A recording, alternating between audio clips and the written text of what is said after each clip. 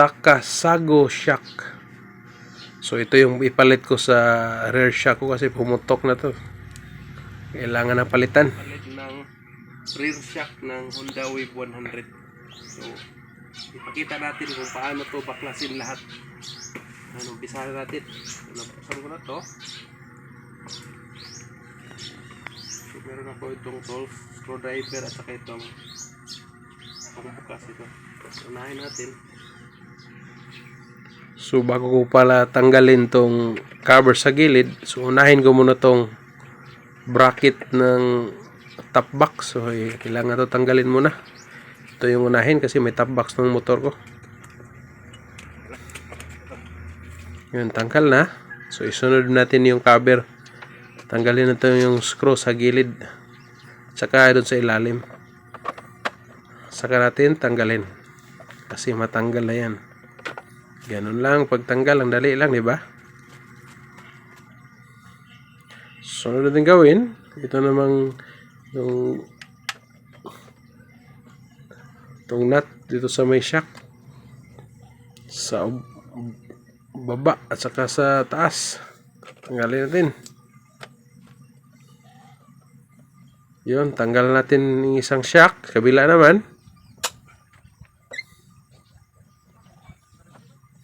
Oh, tanggalan dalawa.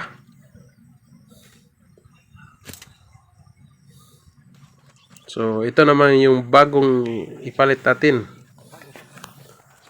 Takasago heavy duty.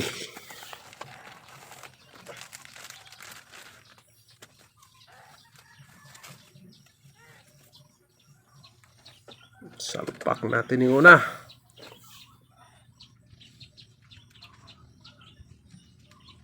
Tapos, lagyan na natin ng nut.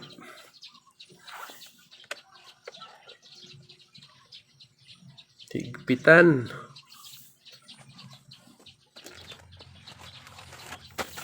Isa naman sa kabila.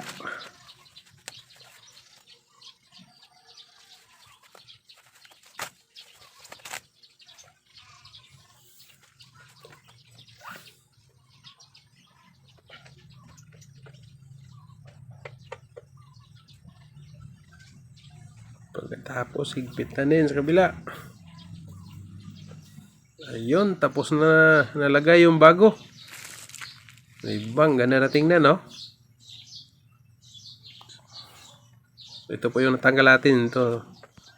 Ngayon, ibalik na natin yung cover.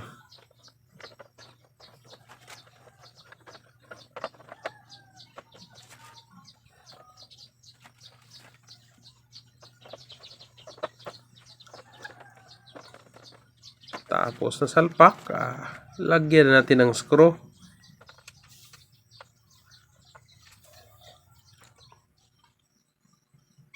Yun, sa kabila din.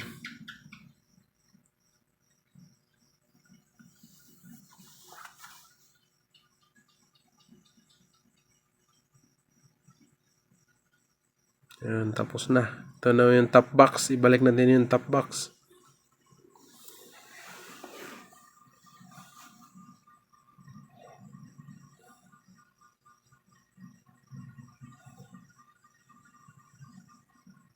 Tapos higpitan.